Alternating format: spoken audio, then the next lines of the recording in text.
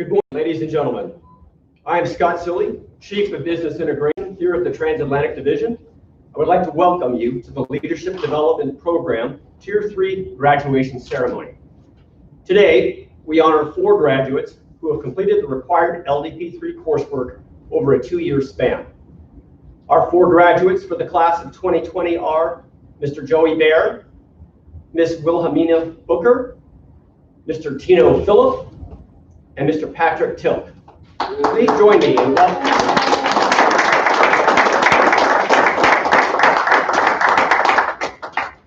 I would like to call on the Command Sergeant Major for the Transatlantic Division, Randolph Della Pena, who will welcome you and express a few words.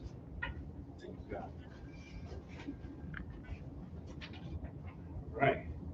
Hey, good morning, teammates. Welcome to the Transatlantic Division Leadership Development Program graduation ceremony. I'd like to start off by welcoming our Commanding General, Brigadier General Colleton, and our commanders that are in the room today, and our distinguished guests. Thank you for attending today. Most importantly, I'd like to welcome our 4 amazing leadership development graduates. Okay, these 4 TAG professionals today are completing a program that I really feel is one of the best programs I have seen when it comes to leadership development. I would also like to welcome all those who are joining us in the virtual world, to include their family and friends who I know supported you through this process, and also some past graduates that are joining us today that I know also gave some time back to the program to help you through it. So thank you all out there in the virtual world, and thank you for those past graduates. You know, leadership is truly a hallmark of our Army and the Corps of Engineers enterprise. These graduates today have shown that they have what it takes to assume these roles of higher responsibility and lead our team into the future. And I can personally say that I have had personal interactions with each of them, and will be proud to serve them as my leader any day of the week. I am proud to be able to join the Command General today and recognize them for their success, and look forward to seeing what they continue to do in the process. And I hope you stay linked in as I depart, but I can't wait to see where you end up, because I definitely see future SESs in this group. I look forward to seeing it, and do take care of our people, and never forget that is the most important piece of our job, is taking care of people, and taking care of them will always accomplish a mission. Thank you, I appreciate it. With that said, please stand for the invocation given by Scott City. Thank you, CSM Della Pena. Please join me in prayer. Father in heaven, thank you for being such a caring and compassionate God. We praise you for your creation and provision for us in Jesus Christ.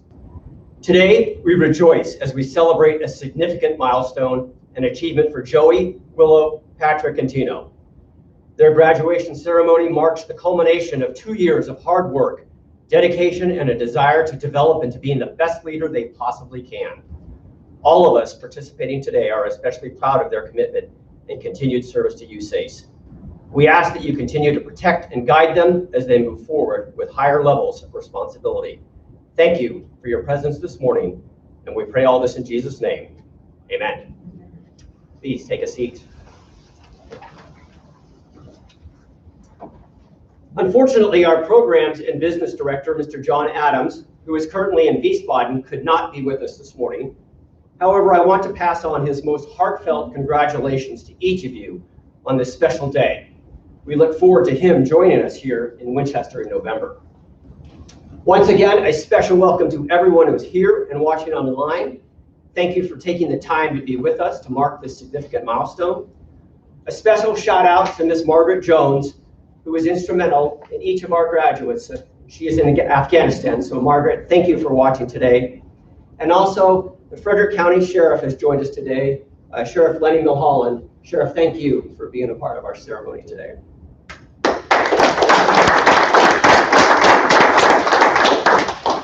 21 September 2020. This is a great day. It has finally arrived, and let me be one of the first to extend congratulations to each of you, Patrick, Tino, Willow, and Joey.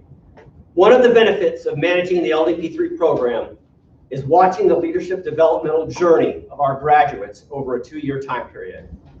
I remember distinctly when Joey, Tino, Patrick, and Willow began LDP3, and so it is very satisfying to see them today, ready to graduate after completing a rigorous course curriculum. Over the past 2 years, I've had the opportunity to work with them, facilitate and participate in their discussions, watch them contribute at the TAD Strategic Offsite, witness governance boards, travel to CENTCOM headquarters to brief the J47, visit Congress, and hopefully provide assistance as they worked on their utilization project, the TAD Human Capital Plan and associated initiatives. Their creativity, willingness to learn and share their perspectives on what constitutes great leaders has inspired me. For all of those who had a hand over the past 2 years in contributing to your development, I want to say thank you. The time you spent is appreciated, and I know our graduates remain grateful. I would like to recognize one person especially who genuinely cares about our LDP3 participants and puts in many hours to ensure they are informed, prepared, and encouraged throughout the process. Miss Elaine Lawson, who has been with Tino, Joey, Willow, and Patrick every step of the way. Elaine, thank you for your dedication, your commitment to the success of this program.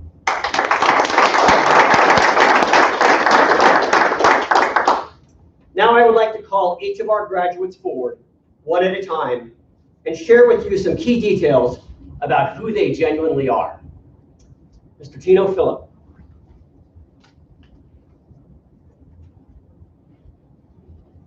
Tino was born and raised in India. He attended an engineering school in the south in the city of Kerala. His school followed the British system of education. His family immigrated to the US in 2003, and currently most of them reside near Hartford, Connecticut. Tino graduated with an MBA from Hood College near Frederick, Maryland, with a degree in finance and accounting. Following graduation, he worked for General Dynamics until 2010 in Westminster, Maryland. Tino joined Team TAM in the contracting division in 2010. He still lives in Frederick, near Fort Detrick, making the commute to Winchester. His wife, Renu, is a dentist, and they have 2 children, 10-year-old Noah and 6-year-old Isabel. Tino feels incredibly blessed to be a US citizen. During the LDP3 program, Tino continually displayed a great desire to learn and showed a genuine happiness at being able to develop further as a leader. He wants to share this inspirational quote from Mahatma Gandhi: "In a gentle way, you can shape the world."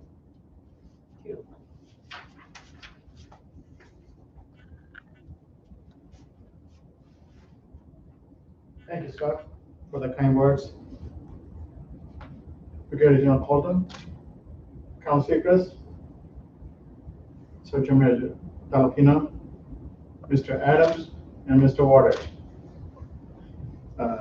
And other distinguished guests, I'm great to be honored with you for this graduation ceremony. Scott said, in a general way, you can shake the world. In other words, do not underestimate your actions to make a difference. The nonviolent resistance led a successful campaign of India's independence, Mohandas Karamchand Gandhi.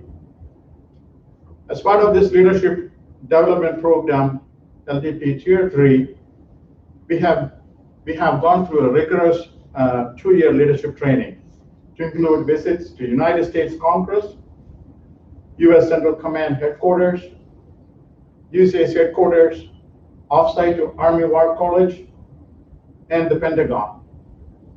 We have read several leadership books which taught by great facilitators, and we have completed a post-utilization assignment. As a result of being in this program, I have been able to expand and enhance my leadership perspectives. From my childhood, I was trained to be a technical expert.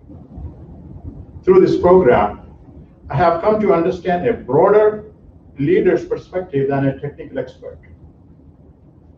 Broader perspective means even taking a direction or a directive directly from the Roosevelt desk and execute it at a project level. I have learned through this program about the strategic and operational decisions made to keep our nation safe against the enemies and the threat. There are myriad of attributes that I saw contemporary leaders possess in this world. I have learned different styles of leadership by this program. To put it simply, a manager thinks right, and a leader does the right thing. I was exposed to leadership principles, and I gained a lot of team building skills. I learned the importance of Army values that have shaped me professionally and helped me build a well-rounded and a balanced team. Also, as a result of being in this program, I was able to expand my leadership, my technical, my conflicting interest to mitigate. I believe I have to grow more, but a broader view ultimately made myself a purposeful leader for my organization. I believe there are several pressing and profound issues to improve in our operational areas: standardization, innovation, deliver the program on time, retain the most talented employees. I believe all these come together in a interrelated in some fashion. And our focus area should be aligned to compete against the world's best companies. I have given the opportunity to initiate some of these challenges. I'll be working to achieve this goal, to lead us, especially TAM, Transatlantic Division, Middle East District, to be a world-class organization. I feel I have been inspired to be a better leader. My LDP3 has been a successful journey for my professional and personal career. I'll definitely be a loyal leader to this organization and keep my values to deliver the program successfully. Besides.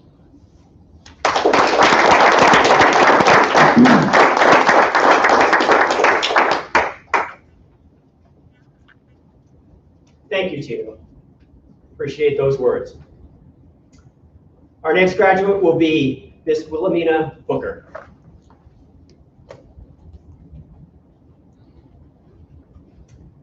Willow grew up in Birmingham, Alabama. Interestingly, her mom holds the record in the Guinness Book of World Records for having the most kids and possessing a college degree. Willow was born number 11 of 16 children. She graduated Tuskegee University and was commissioned in the U.S. Army as a second lieutenant. She served for 10 years as a quartermaster in Korea in the 2nd Infantry Division, and also in Germany in the 1st Armored Division and at the training center in Hohenfels. Her favorite assignment was choosing to be a stay-at-home mother for her 4 children, 2 boys and 2 girls. Her husband, Don, was ceremoniously inducted into the TAD Gallery of Distinguished Civilians for Lifetime Achievements in February 2020. One of their daughters is following in Willow's footsteps as a USACE employee serving in the contracting district in Jacksonville. Willow loves her job and is enjoying this stage of her career immensely. Her inspirational quote is from John C. Maxwell: "Weak leaders equal weak organizations. Strong leaders equal strong organizations." Cool.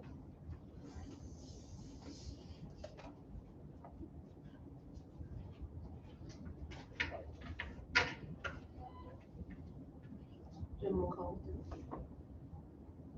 Mr. Waters, Command Secretary Philippines, Sheriff of New Holland, and honored guests. It is an honor to stand before you today. So over the course of my 2-year LDP3 journey, many leadership themes were discussed and contemplated. One of the most prevalent leadership trends that emerged was organizational transformation. Specifically, how an organization manages change in a dynamic, information-centric international marketplace.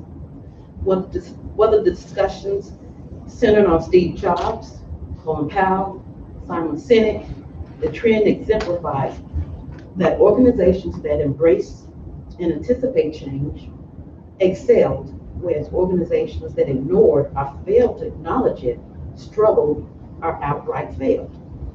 As I considered all the complexities of organizational transformation while still excelling, my thoughts started to gravitate towards one of the most successful football coaches of all time, Bill Belichick.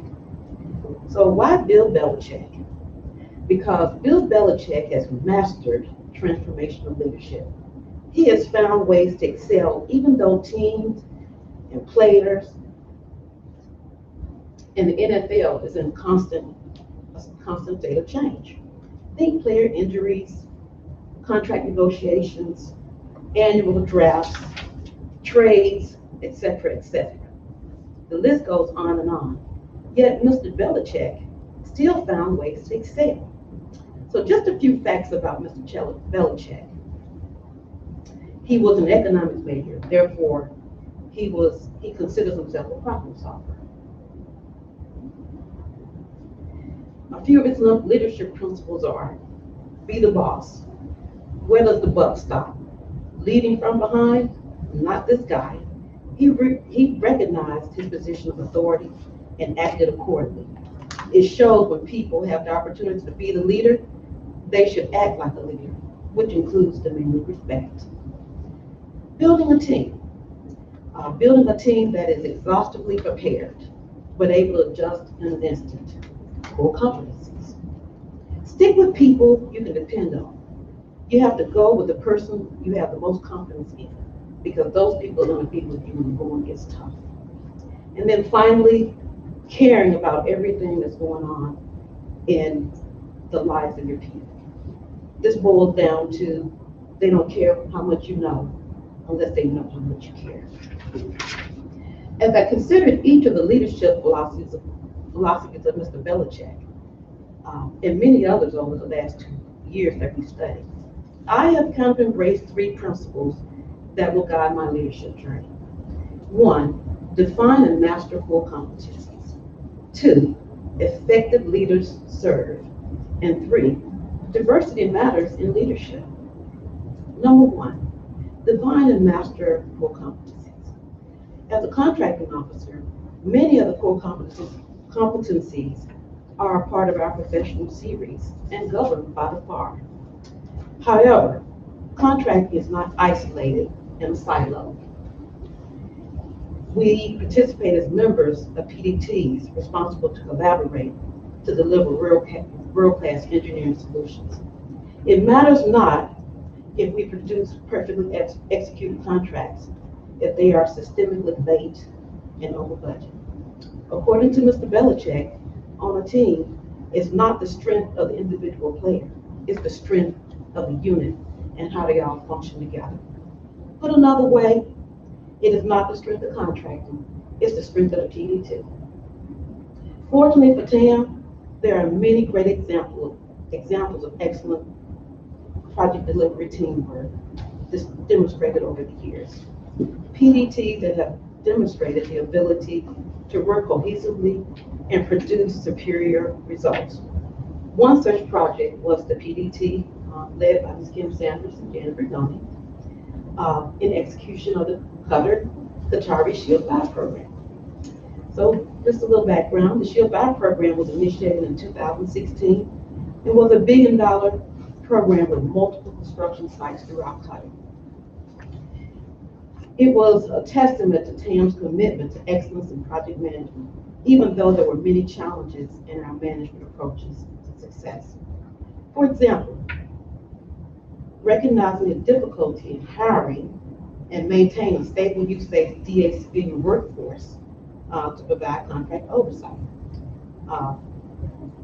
Due to Mr. Waters, TAM commissioned a contractor project management support team. This team worked seamlessly with the construction contractors and the area office to identify issues, then develop solutions before they could cause delays in overall project execution. Given the size and scope of the project, this approach was a game changer and was an integral element in the overall success of the project. Eventually, this PDT team was recognized as the USAID PDT Team of the Year in 2019. And I'd like to also say that Mr. Tino was contracting officer for that project, so kudos to him. The point is, the PM leadership, or the team recognize or utilize sound PMP principles such as schedule, stakeholder engagement, and resource management to achieve success demonstrated in the shared power programs. Those principles are core competencies and are the foundation of TAM's continued success. As TAM continue to transition to PM-centric organizations, found a sound foundation of PM core principles will continue to result in excellence in project execution. Number 2, servant leadership. There were various leadership philosophies discussed over the last 2 years, but the one that resonated most for me was the servant leadership philosophy. As an inspired leader in TAM, the servant leadership is my choice because its main premise is to serve the needs of the personnel and organization equally. I've spouted this approach because it puts the needs of the employees first and helps individuals develop and perform at a sustained level of excellence. Instead of the people working to serve the leaders exist to serve the people.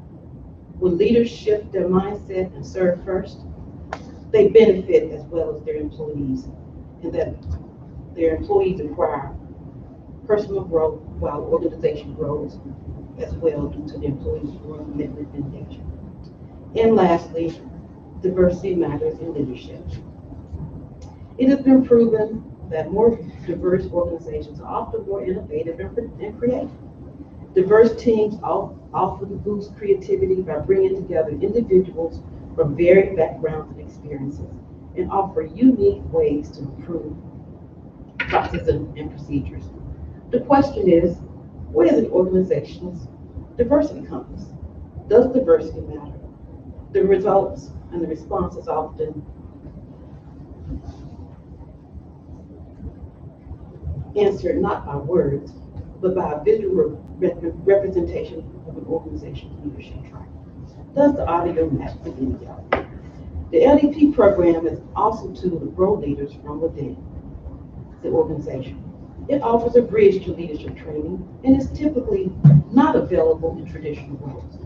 To further TAM and TAS's proactive approach at diversity, creation of rotational assignments and or developmental positions at the corporate board level would be a key asset.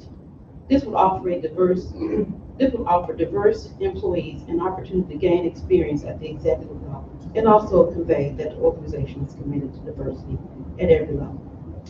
In closing, organizational transformation is inevitable. Successfully navigating it depends on whether leaders are willing to acknowledge it and act accordingly. It is the only bridge to a successful organization in an ever-changing world, and I look forward to the challenges ahead. S.A. Thomas.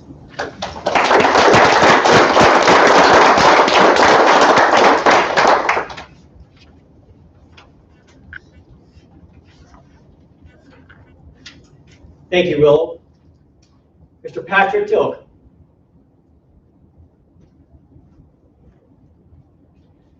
Pat hails from Green Bay, Wisconsin. He jokingly confided that he is a Minnesota Vikings fan. Not. He attended the University of Wisconsin at Oshkosh and graduated with a bachelor's in science. He was commissioned in the U.S. Army and served 20 years as an officer. He held assignments in Karlsruhe, Germany, Fort Stewart, Fort Gordon in Georgia. He served in the Third Army as part of the Iraqi War in 2003 and 2004, before finishing as the Deputy District Commander at the Wilmington District in North Carolina. Retiring in 2008, Pat worked at Headquarters USACE as a contractor in the G3 until 2009. He returned to Iraq to serve in the Gulf Region District at Camp Victory in Baghdad in 2010 and 11, and has been a program manager working FMS for Iraq, Saudi Arabia at Team TAM for 9 years. Pat and his wife Trina have 4 kids, 3 boys and 1 girl. Christopher, 27, Nathaniel, 24, Joshua, 20, and Harley, 17. His inspirational quote is, "Why is there never time to do it right, but always time to do it over?" Patrick.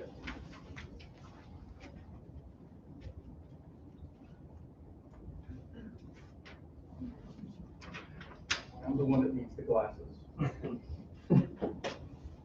Brigadier Colleton, Mr. Waters, Colonel Seacrest, Command Sergeant Delpina, and all who are joining us today. Good morning. Life is a journey of learning and exploring. During this journey, I've discovered there are several different perspectives that leaders can have. There are different styles, principles, skills, and practices, depending on the interpretation and how you would decide which one works best for you. The one I find to be the most beneficial is coaching leadership style. The coach is the leader of a team who's responsible for achieving a goal and providing direction and training. A coach is a teacher that provides direction, organization, encouragement to their team to believe and work together. I think of Vince Lombardi as a great coach and leader. I looked at the LDP3 as a journey to improve my leadership knowledge and communication with my fellow team members and my customers. In my job as a program manager, communication and leadership are key for being successful. This course provided me the opportunity to network and work closely with people that I'd probably not have the opportunity to do so. My fellow LDP3 classmates work in other areas in the TAM organization. They brought a different perspective to the course. We may have not agreed with each other's point of views, but respected each other. One thing I've learned about myself in the LDP3 journey is if you don't push yourself to be uncomfortable and challenged, you don't find what you're able to do. Over the last 2 years in the LDP3 program, I've read over a dozen books on critical thinking and leadership. It made me think about my leadership style and what worked and didn't work for me in the past. How could I improve being a better leader? Leaders lead people. In reading the leadership books, that is one common theme. The most important resource we have as a leader are the people around us. As a leader, how do we develop a team that feels supported and knows when there's an issue? Will the leader be there to assist? The class received the developmental assignment of looking at, in depth, the TAD Human Capital Plan to see what processes could be improved. It was a surprise to me that TAD Commander Brigadier General Beck was interested in what could be improved, not just writing another mandatory document forgotten about until it's time to update. My task was look into supervisor training and draft a 30,000-foot training plan. I said to myself, what does it take to be a good supervisor/leader? What did I want in a supervisor, and what training and mentoring could be done in the organization? I use the LDP3 model because of what I've experienced. It's a well-developed and executed program guided by people who thoroughly care about what they're doing. For any organization to continue to grow,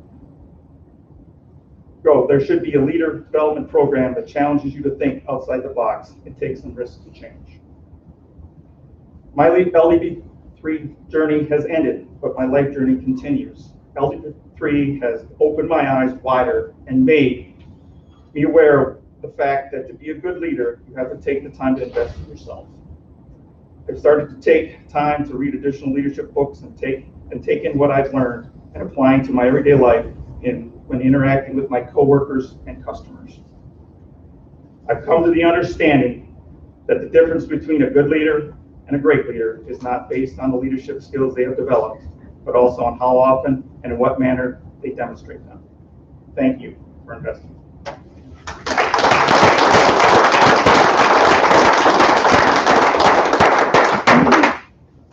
Thank you, Patrick. Our final and fourth graduate is Mr. Joey Bear.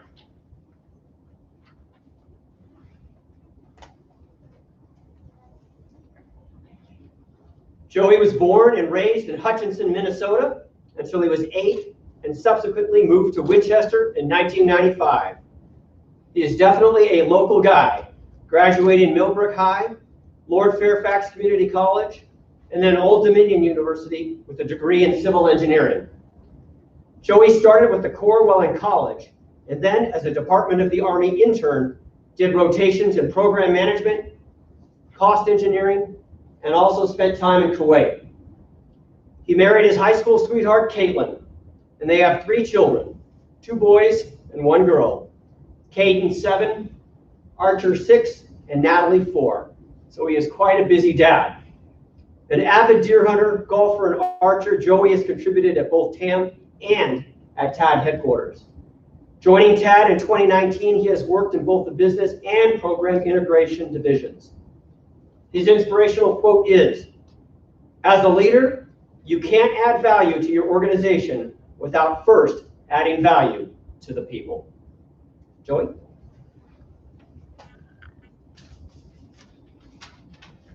General Colleton, Command Sergeant Major, good morning. Thank you for the opportunity to speak in front of you today. I want to start off by giving a special thanks to Scott, Margaret, and Elaine for all their help, support, and guidance over the past 2 years. I'd also like to give a special thanks to Noah Gissendaner, who was my mentor since the start of LDP3. LDP3 is one of those rare programs that presents a great opportunity for growth, both as a person and as a leader. When I first heard that TAD was requesting applications, I immediately began lobbying to my supervisor for approval. Over the course of reading all the books, exercises, trips, utilization assignments, and so on, along with actual leadership experiences, I've incorporated 3 key fundamentals in my leadership style. That's be valuable, be adaptive, and be trustworthy. I'll start by restating the quote that I gave Scott. As a leader, you can't add value to your organization without first adding value to people. To break this down, we can simply come to work and do what we're told. However, if we're not exceeding expectations and helping those in need, we'll quickly become obsolete. As Sergeant Major frequently says, almost everything that we do is an exchange, whether it's money for a service, a data pull for a higher headquarters reporting, or providing clarification or guidance in a gray area. It's critical that we as leaders be value added, regardless of the situation, to continue building relationships and be successful. The second fundamental is to be adaptive. As I continue to grow as a leader in a dynamic environment, the one constant that I know is always going to be there is change. No 2 situations are the same, nor are the issues, and especially the people. It's critical as leaders that we adapt to the situation in order to properly mitigate the issue. Certain times require directive leadership, others visionary, and then there's also times where you just need to listen as a leader and let the employee vent until they discover the issue is right in front of them before they're done talking. The third fundamental is a saying I heard a while ago, which is big T, little t's. With trust, you can tell the truth and be transparent. Let's face it, we all make mistakes, but it's not those mistakes that define us, it's how we respond and mitigate those. From the outside, it's very obvious when someone's being dishonest or only telling part of the story, and it only creates bigger problems and causes more work. As leaders, we must be transparent, own our mistakes, and work together as a team in order to be successful. Lastly, I'd like to go into a little detail about the utilization assignment. In support of the overall TAD Human Capital Plan, my specific assignment was to build a robust onboarding system. I was drastically out of my league on this subject, so it's a great learning experience to work with Jill, Maria, and Steve Terrell.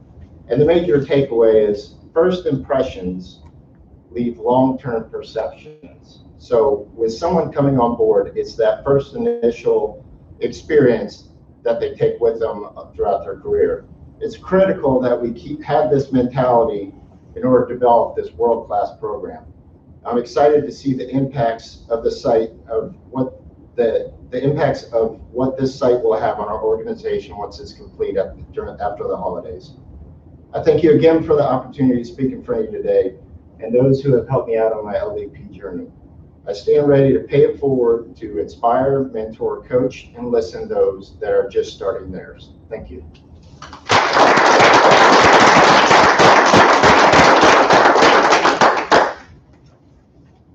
Thank you, Joey. Ladies and gentlemen, the commander of the Transatlantic Division, Brigadier General Kimberly Colleton. All right, so First of all, you couldn't see me behind my face covering, but I was smiling at all that the four of you talked about. So Joey, Patrick, Tino, and Wilhelmina, really great to just sit here and listen. And today really is about you. It's not the words that I'm going to say. Today was for us to learn about what you internalized during your leadership development journey. And my grin was as big as my face covering. I just was trying to smile with my eyes so you can see it, but I'm really just pleased at how much you've taken in over just the course of this 2-year program, and how much I know you are going to give back to the organization, to yourselves and your own development, and to the people in your lives, your family. I'm going to mention it, but I'm just excited to be here today because this is a pretty incredible opportunity to be able to recognize folks like you, but really to recognize an investment in our people. And so I say that because we invest in you, but we expect that return on investment. That's a big part of our leadership development model, is that we expect you to give back in many ways, and some you can see, and some you can just feel, but your impact, I expect, and I know will be, just by that confirmatory presentation that all of you just went through. I know that our return on the investment is small compared to what I know that you guys are going to produce over the days, months, and years ahead.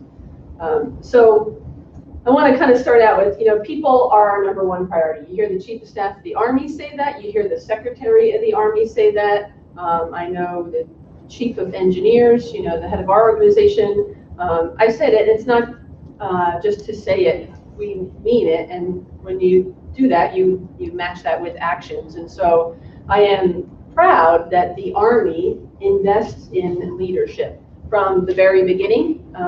From those of you that have served, or you've watched some of our junior officers and non-commissioned officers and soldiers go through, we believe in foundational leadership.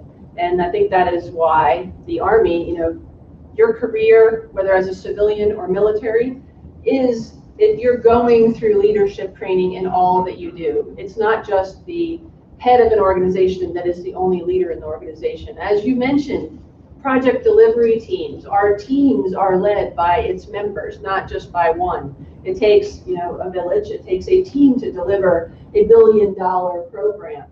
So we cannot do it alone.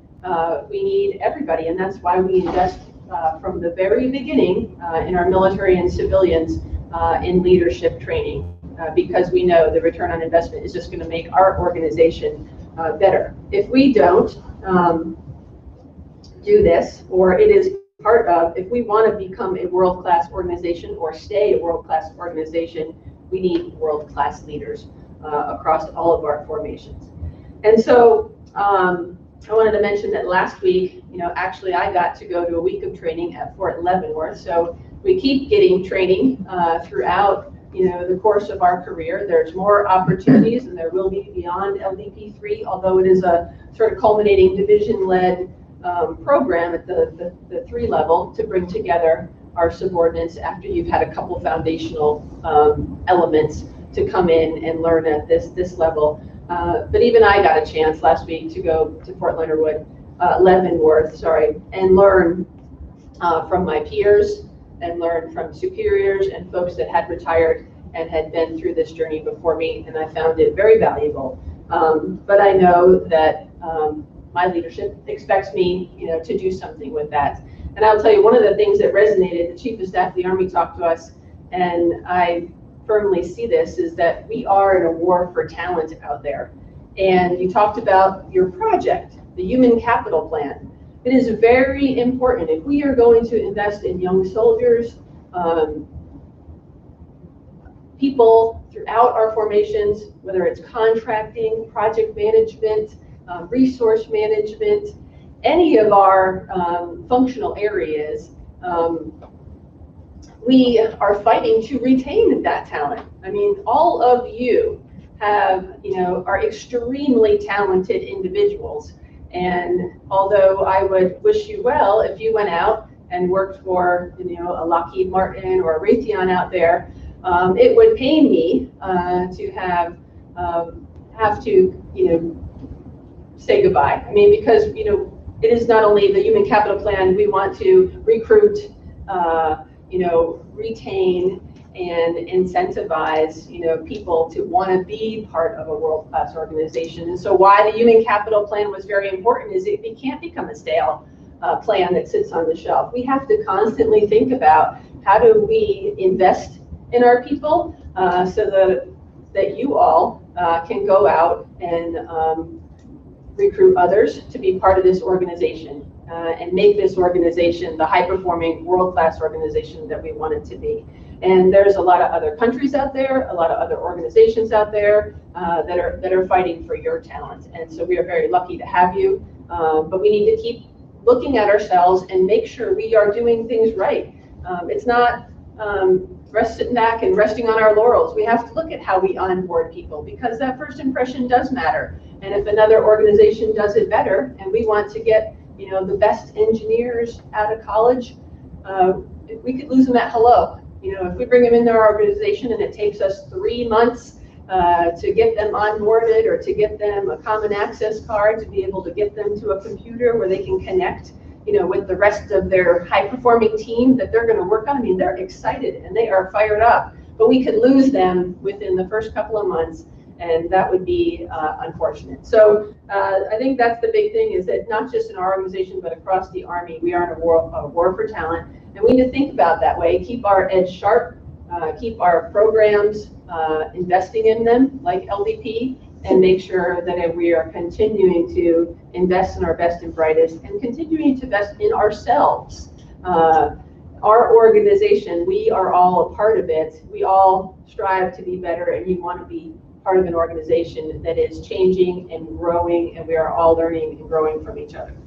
And so I start out with just talking about people are number one. And the second thing I wanted to talk about is just to take you back to the foundational values. And I know you have all learned those over time, but I wanted to say them out loud just for emphasis on the 7 basic values of the Army. They are our foundation.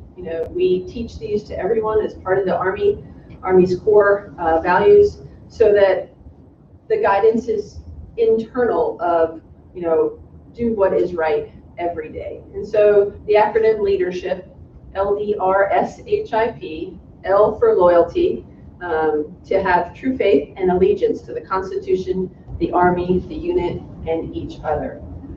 D, duty, to fulfill your obligations. When we make commitments, we want to fulfill them to our people, to our partners, and really to the nation. Taxpayers have given us, they have confidence in us, and they have given us or empowered us with the ability to take funding and deliver projects, programs for our partners in this country, as well as our partners overseas. Our respect, treat people as they should be treated. S, selfless service. Put the welfare of the nation, the Army, your subordinates above yourself. We are all in it to win it. The common team, there is no me in team. It is all about the us. Honor, H, live up to all of these Army values. I, integrity, do what's right legally and morally. And P, personal courage. Face fear, danger or adversity, help others, and never ever, be a bystander in any situation. And I just close at this point, and I have a few closing comments to make at the end. And it was mentioned, it's not just your words, but your actions. We are all leaders by example. And I encourage you, I ask you to lead in being inclusive, lead in demanding diversity in our organization. And I would say that if there is a table or a meeting, sometimes you need to just lead by listening. And then if you see where your skills are needed, pull your own seat up to the table and lead by doing. Or if you see that there's someone missing at the table, offer a seat to someone who you believe should be there to ensure that that team, that meeting, that engagement has all the inclusive, diverse pieces and parts that make our projects, programs, our people successful. I would say that look around you.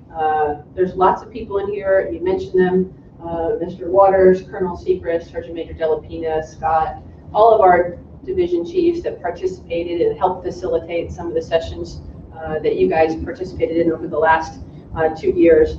All of those are great examples of people to reach out and up to as you continue to go through, your journey from here. But also, give back, as you mentioned, and take on 1 or 2 people.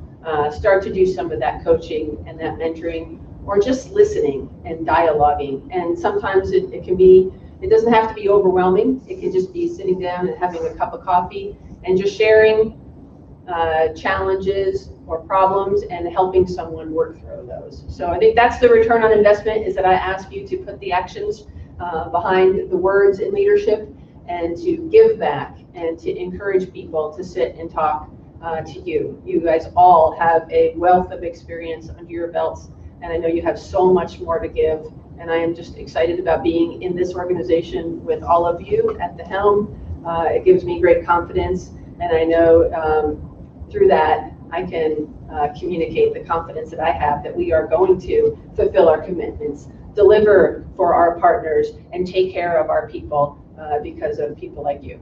So thank you very much. I am very proud of all that you've done to get here, and I'm really inspired by the words that you just shared with us and the things that you have learned from this journey. And so happy to be part of this team with all of you. So thank you very much.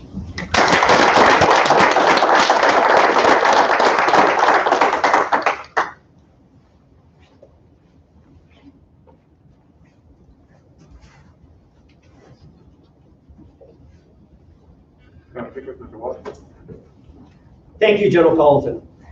At this time, we would like to call forward the commander of the Transatlantic Middle East District, Colonel Philip Seacrest, and the Deputy Program Manager, Mr. Waters, and CSM Delapina to present each graduate their letter of completion with the Commander's Coin and a special award recognizing their achievement.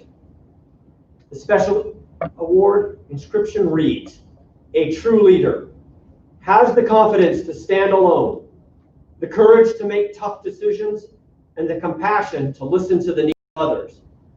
One does not set out to be a leader, but becomes one by the quality of their actions and the integrity of their intent. In the end, leaders are like eagles. They don't flock. You find them one at a time." Mr. Joseph Baer.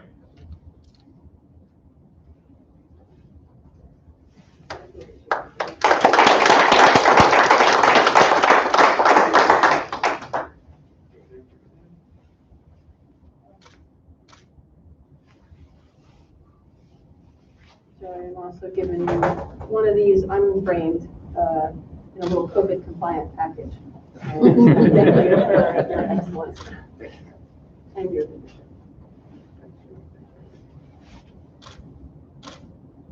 All right.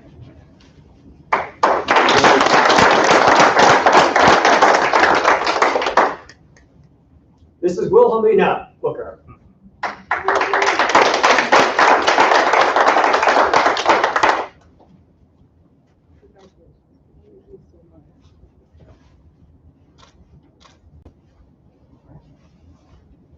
And I'm also giving you one of these coins unframed. Thank you. This little package. Thank you. Thank you.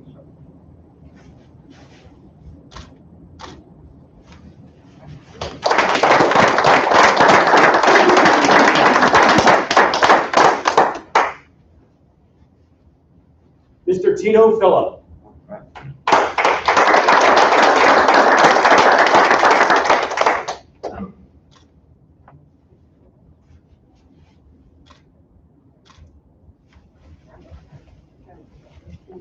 Thank you very much for your leadership.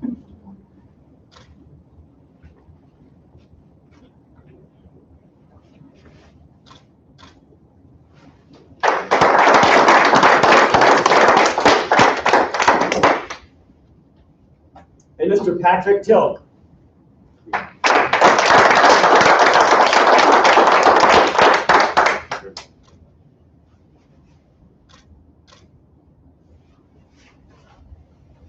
Congratulations. Oh, not only that, congratulations, thank you. Thank you.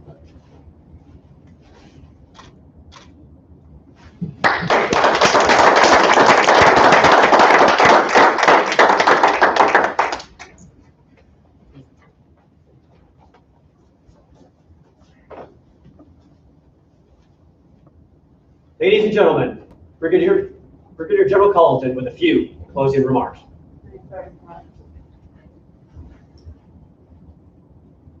Gonna do a, what do you call that? Do you want to say anything, Cliff? Sure. They really got for me. Okay, so this is some closing comments, and this is a little bit about what we have coming up.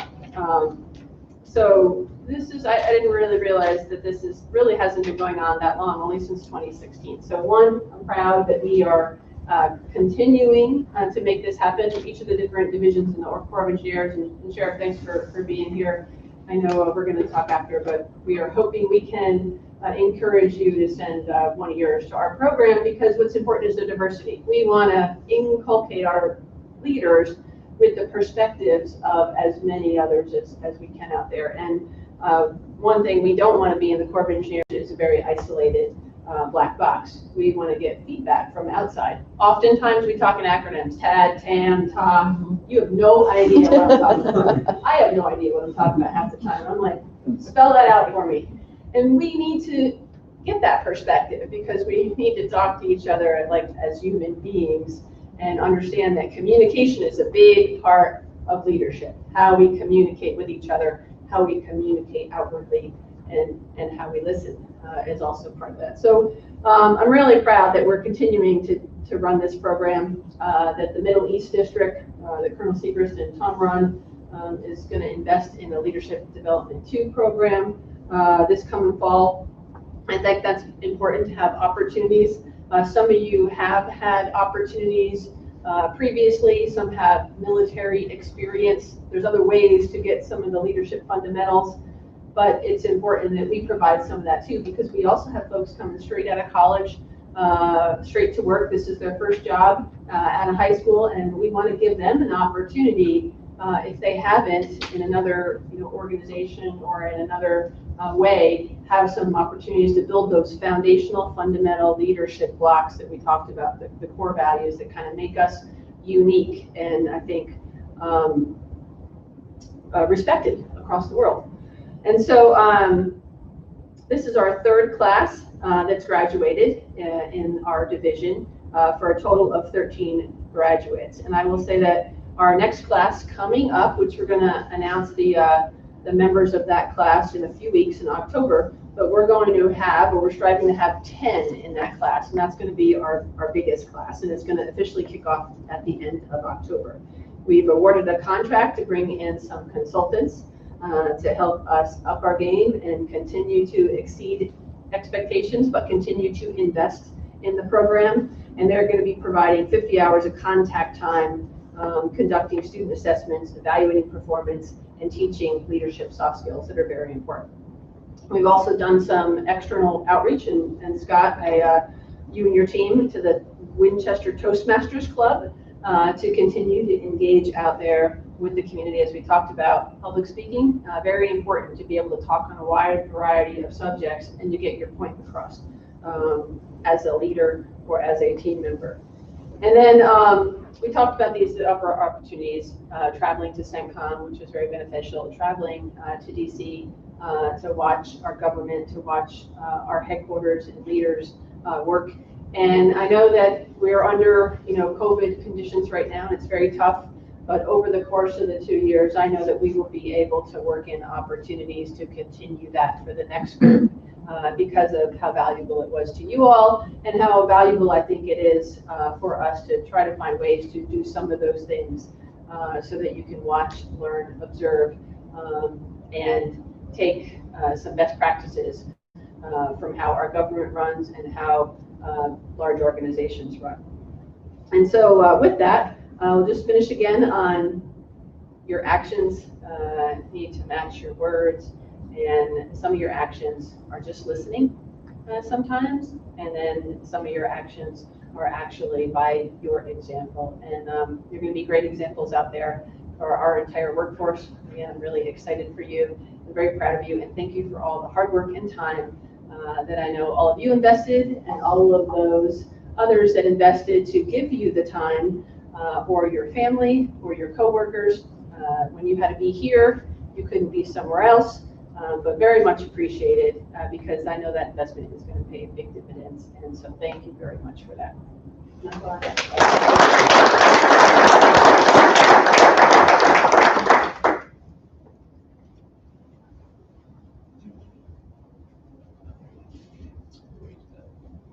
Ladies and gentlemen, congratulations again to our graduates. Thank you for joining us today to celebrate this occasion. Essayons and Army Strong.